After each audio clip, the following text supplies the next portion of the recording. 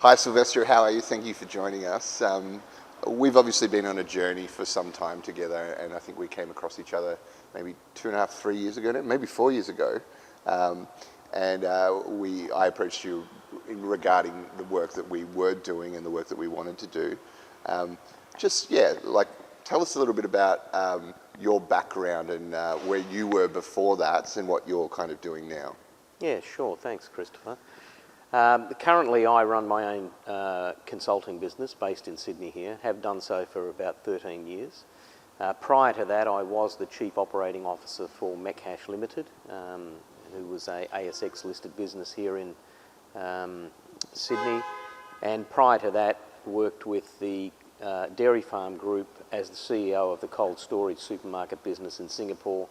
And prior to that, was a director of the Woolworths business in New Zealand, looking over the operations of that business. What seems a long time ago now, back in the late 90s. So you've been in retail for some time, and you've obviously seen the market change across Australia, New Zealand and Singapore. Over that time, what's been one of the main differentiating factors for change? Well, I think the biggest change has been in the technology space. Technology has empowered the end consumer. The smartphone is an unbelievable device. Yep. Historically, the power sat with manufacturers. As retail evolved, it moved to the retailers, and now the power sits in the main with the end consumer because of the access to data. They have so much access to data that provides them with a significant amount of power, if you like, in making the decisions of where they shop and how they shop. So technology and data is probably the standout at the moment, and obviously with the evolution of machine learning and artificial intelligence, that's making it even more compelling as a competitive advantage and a significant point of difference across those three areas, being the suppliers, the retailers and the end consumer. Would you say from your view of the market there's been some standout leaders in investment in technology and some people who have potentially been left behind?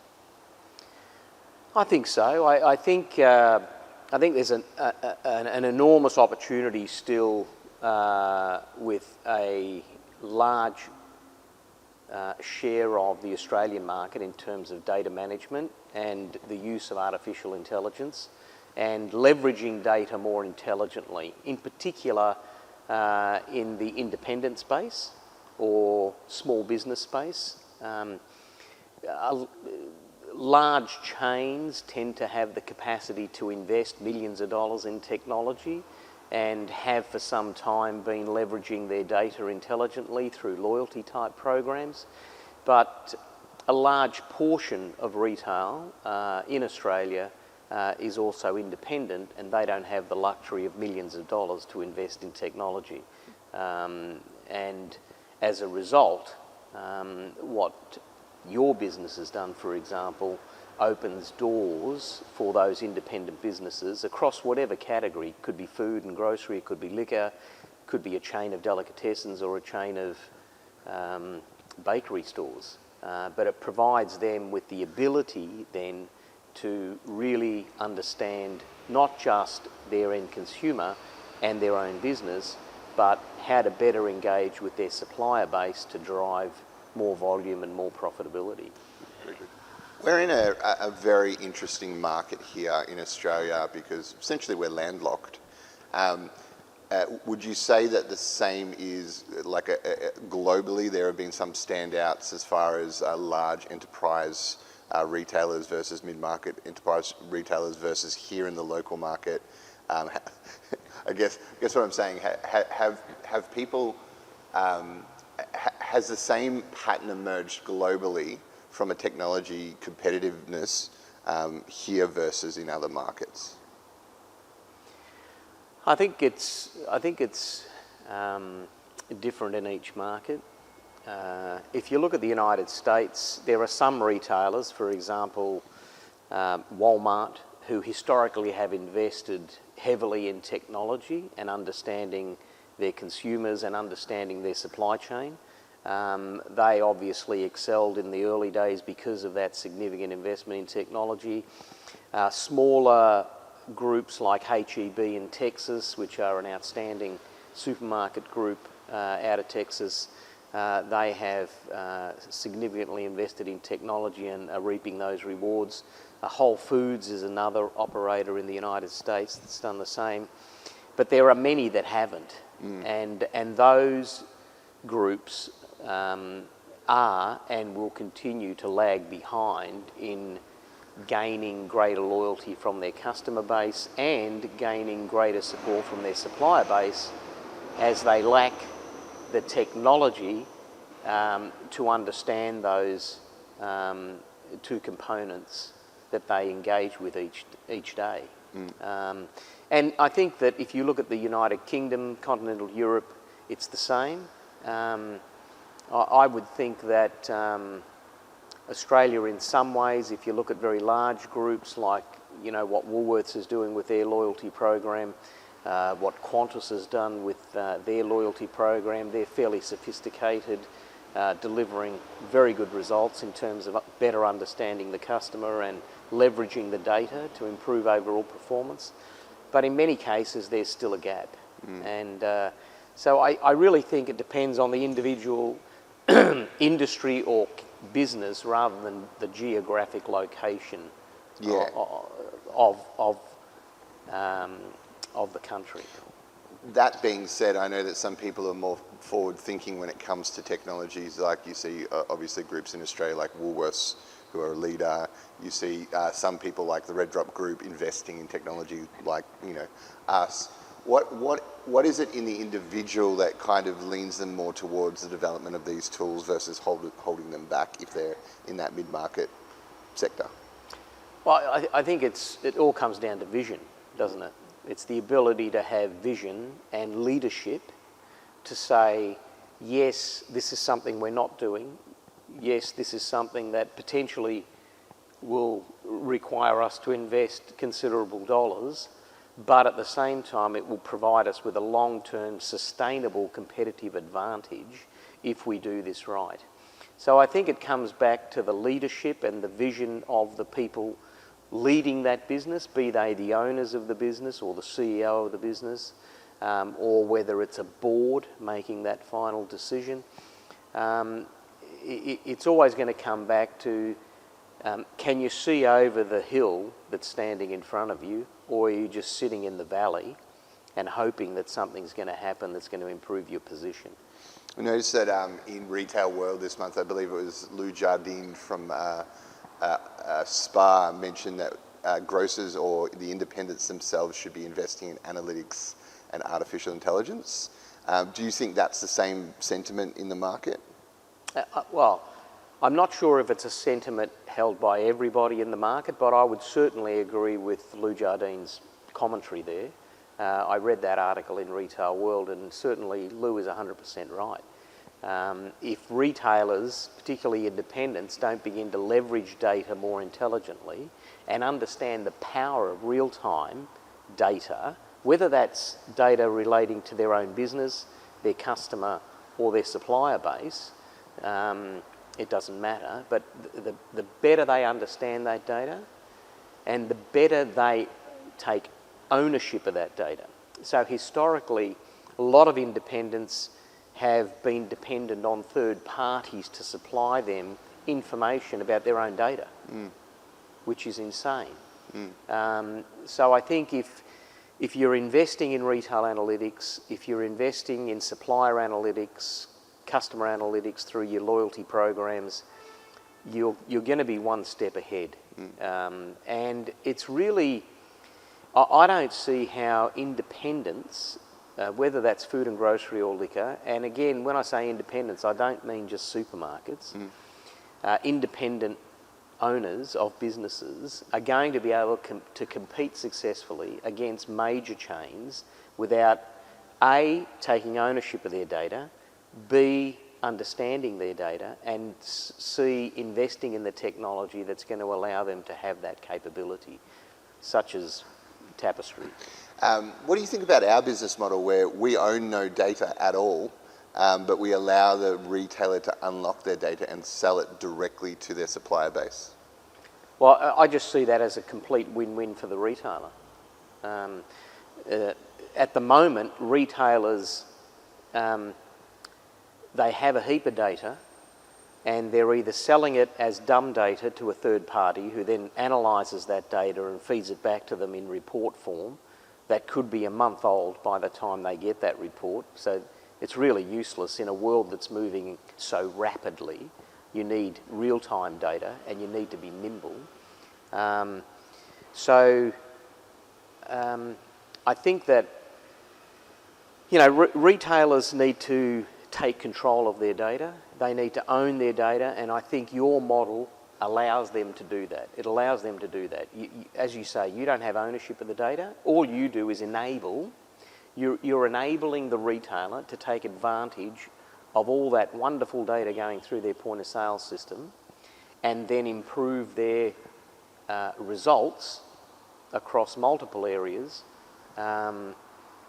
through better understanding what's going on in their business, and that's through understanding their data. Do you think this will give them the opportunity to compete in the market with the big guys? Well, I think it will improve their ability to compete, yes, most definitely, because if you look at the Supplier Plus platform that you have as part of your suite of products in Tapestry, that allows you to engage with your suppliers at a much more sophisticated level in real time, better managing your inventory, better managing your promotional activity, better measuring and monitoring the inclusion of new lines, helping improve overall compliance and discipline at a retail level. All those things improve the overall performance of the business and what the end consumer sees. And ultimately that means the consumer's happier. If the consumer's happier, they're going to keep coming back and they're going to be spending more in that basket. So absolutely it makes them more competitive. And I think it gives them a competitive advantage over the chains who really don't have real-time data in the way that Tapestry operates. They certainly have massive amounts of data and good quality data, but it's different to what you're offering your customers. Correct. It's a lot closer in shelf level. I guess my dream is to kind of turn the mid-market into the Walmarts of the world and give them the technology. Like you talk about Sam Walton, it's a famous quote where he said, communicate with all of your partners as clearly as you possibly can. So we look at our technology as the ability to better communicate what is needed and allow the supplier base to do a little bit more of the lifting. What would you say to the independents around technology and, you know, and where they should be focusing over the next 3 to 5 years? Well, I think in terms of technology, and there's a whole lot of technology involved in running supermarkets, but specifically, I think my advice to independent retailers is take ownership of your data. Yep. That's the first point. Take ownership of your data. Don't be giving your data away for really no value. Second thing is take ownership of the data and then understand how to leverage that data more intelligently across those 3 key areas. One being your own retail analytics, what you determine to be important for your business to survive. Secondly, better understanding the consumer's behaviour when they visit your store and how they behave and what they buy and how they buy and the profitability of that consumer. And then thirdly, enhance the supplier relationship through leveraging that data. So they would be the 3 key items in terms of taking advantage of technology that is going to significantly improve your overall performance. It's not just going to give you a little bip, if you like, in your performance. It's going to allow you to accelerate your performance significantly over a relatively short period of time if you implement correctly, and then put you ahead of the curve and give you some competitive advantages that currently you don't have. What would you say to retailers who are on the fence about adoption of technology? They're holding back. Well, I think retailers that hold back in terms of their technology spend, particularly in understanding those three components, I really don't see how they can survive. I really don't see how they can remain competitive. I really don't see how they can sustain a position in the marketplace that is becoming more and more competitive, that is becoming more and more data-driven, that is becoming more and more customer-centric. So those retailers really need to go back, step back, and take a moment to really think through their approach to technology. The reality is the investment required is not as significant as it used to be. Years ago, if you wanted to invest in a technology platform, it was millions of dollars. Today, platforms like yours are more nimble, they're cloud-based. We're also free. Retail analytics is free. And it allows retailers to get on board with technology very quickly without a huge expense and start taking advantage of the benefits of that. Across the ecosystem of retail, there's a whole number of different partners. We have obviously the shoppers, we have the retailers, we have group buying, we have wholesalers, we have suppliers, we have distributors.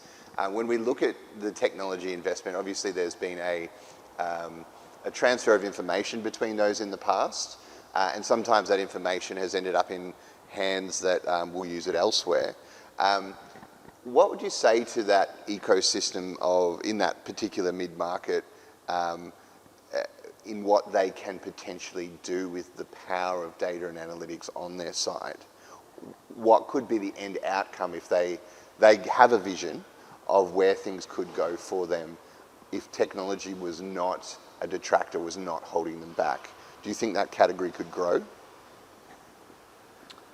Yeah, absolutely. I mean, what could those retailers do? What they can begin to do is personalise and customise their overall offering based on actual fact, not on a feeling, or not on data or information that is dated. Yeah. So, and that's very, very powerful. That's very, very powerful because we're seeing more and more personalisation and customisation across products. And if you can do that, you're going to win the consumer every time. So I think that whole ecosystem will certainly change. I think it will evolve as technology is better implemented in that space and better understood. And as new employees come through who are early adopters of the technology, and those that, you know, maybe weren't so forward-thinking exit the industry, I think it's quite exciting because it does create, as I said before, a genuine point of difference. When you talk about this idea of personalisation, I see the mid-market as in a really interesting position, particularly around the directs, right? The ability to actually customise their store based on direct lines to better serve the local community. Do you think that with technology in their corner, that is a point of difference that could emerge in the market for the mid-market versus the large guys? Oh, absolutely, absolutely. I mean, you know, the high quality independent operators across food, grocery and liquor have an enormous amount of direct to store deliveries. Those direct lines actually are their point of difference. There's no difference in a packet of Kellogg's cornflakes in Woolworths, Coles or an IGA or a Foodworks or a Foodland. But there is a difference in terms of, you know, those direct products.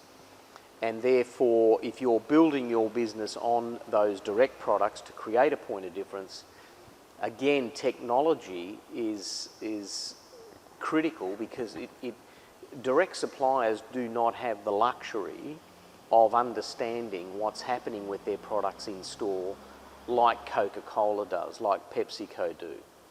So Tapestry allows direct suppliers to understand exactly what's happening with their products in store, what's happening with whatever activity they've agreed to implement in store. It allows them to better manage their inventory, better manage their promotional activity, ensure compliance, allocate resources intelligently based on the data they're getting back. So directs are an enormous component, and directs are growing as a percentage of overall volume in these independent stores. Do you think, so one of the things around our model is making that affordable for directs, because they can't really afford that data through other large aggregators, or they can just buy it directly from the retailer. Do you think that's a significant boon to the retailers as far as being able to access that new revenue and also educate their direct customers?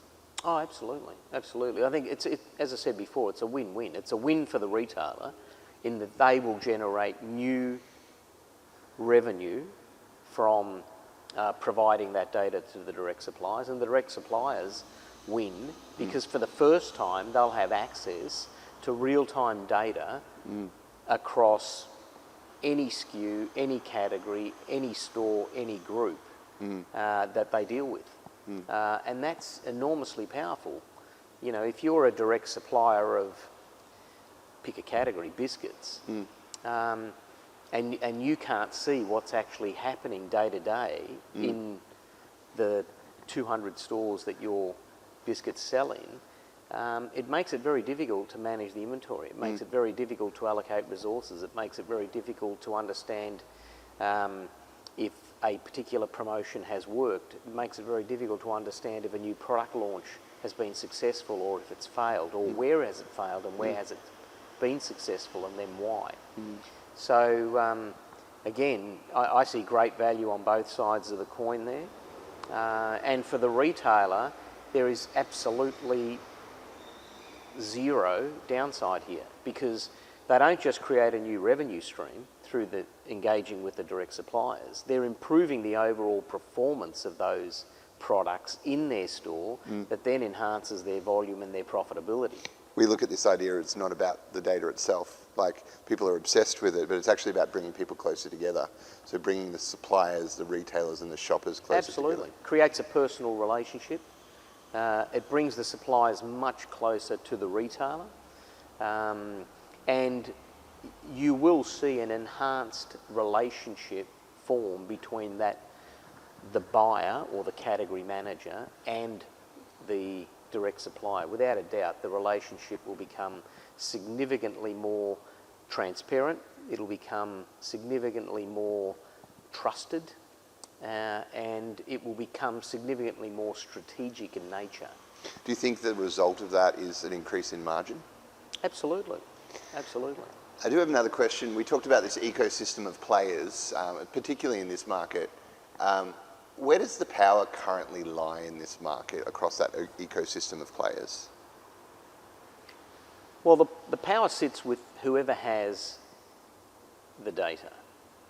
Whoever owns the data ultimately has the power. If you look at the Australian food and grocery market, and we have a duopoly, so it's very different to what you find in Europe or the UK or the United States.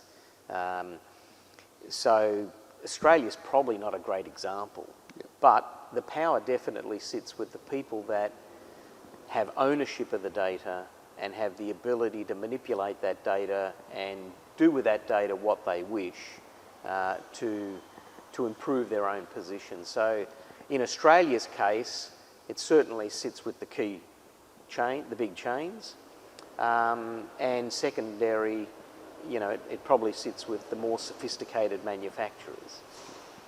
Our model essentially enables certain individuals or certain people in that ecosystem to take back control. Where do you think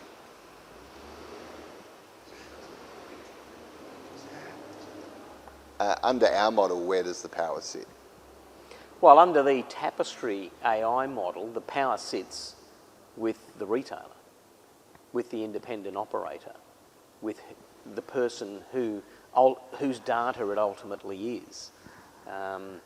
So to me, it makes no sense at all not engaging with a platform like Tapestry, because you're giving me, without taking ownership of my data, you're giving me the ability, you're enabling me to, for the first time, understand my data, leverage my data to my advantage and my customer's advantage, and not be dependent on a third party. Now, whether that third party is someone historically who manages data and extracts data for reporting purposes and feeding it back, like an AC Nielsen, or whether that's a wholesale type business, it doesn't really matter. At the end of the day, I think Tapestry enables me as an independent operator of a food and grocery store or a liquor business or a delicatessen chain or a bakery chain, whatever it may be, to take advantage of what is my data. And that to me is a first. I haven't seen that in 35 years of retailing across 5 different countries. You've worn many hats in your career. If you were a supplier or running a supplier-based business or a manufacturer right now, what would you be doing with our technology? Well, I think the first, compliance is incredibly important for manufacturers. Manufacturers pay a lot of money to have products on promotion, to have products in off-location displays, to have products at a particular price point. And it's very difficult in real time to understand, is that compliance in play across the entire network of stores? So Tapestry would be of genuine interest to me as a manufacturer or a supplier of product into these types of stores, because it allows me very, very quickly, via my phone, via my tablet, via my screen, to understand if the compliance is being executed correctly. And if it's not, I have the ability to go back to the retailer with real evidence and say, hey, I've paid for 100% compliance. We've had a look this week through your stores and compliance is at 50%. We need to have a talk.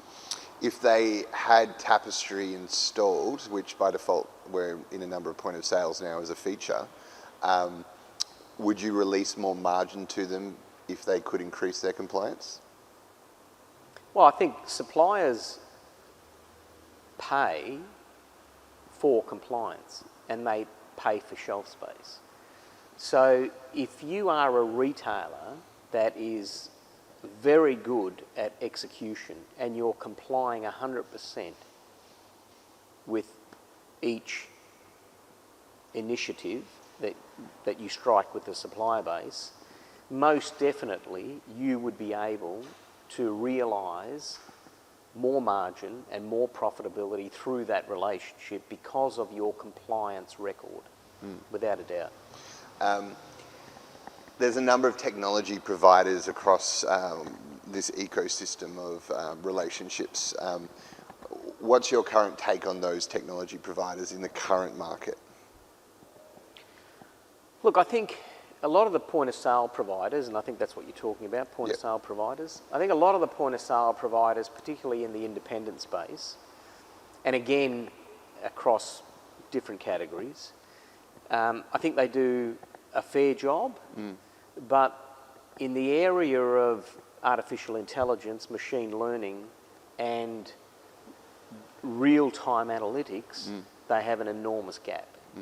There's not an ability for the point-of-sale systems that I'm referring to inside, for example, the food, grocery and liquor industries, to provide genuinely high-quality retail or supplier analytics to their end customer. That I don't know of one platform that's currently doing that in real time, and being able to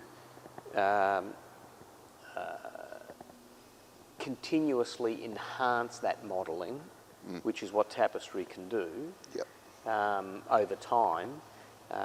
So, yeah, look, they serve a purpose. They do an okay job in what they do. But in terms of analytics, in terms of artificial intelligence, in terms of real time, there's definitely a gap.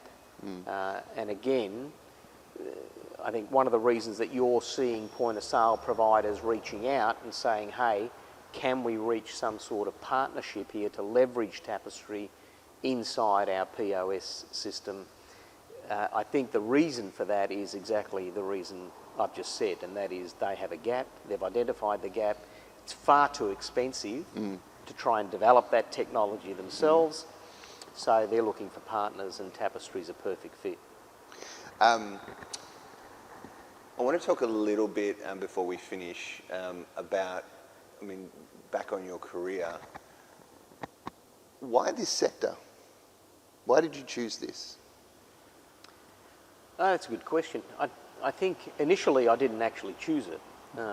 I just started as a 14-year-old, after school working in a supermarket, and thought I'll just keep doing this until I find something better. But I never found anything better. Look, at the end of the day, maybe I was fortunate, but I had a number of very, very good quality mentors, people that took me under their wing, helped me move through the different organisations, helped with my personal development at a young age. I love working with people. Technology's great, and capital-intensive industries are fine, but I like people. I like customers. I like working with people. I like meeting with teams. I like solving problems and looking for solutions with people. So I think the people part is a big part of it, but also it's such a diverse industry. Inside the food retail industry, you develop so many skills because you're across so many different disciplines. Whether that's finance, whether it's human resource, whether it's property, whether it's retail development, whether it's operations, whether it's logistics. You're learning all the time across all of those areas, which makes it incredibly interesting. So people and a challenge. Okay, that's interesting. At the end, what would the impact you'd like to leave on an industry be? Look, I think if I can disappear into the sunset at some stage, knowing that I've left behind people that I was able to mentor, coach, and help achieve their own goals and grow as individuals, then I'm pretty happy with that. Very good. Very good. Okay, I think we're good.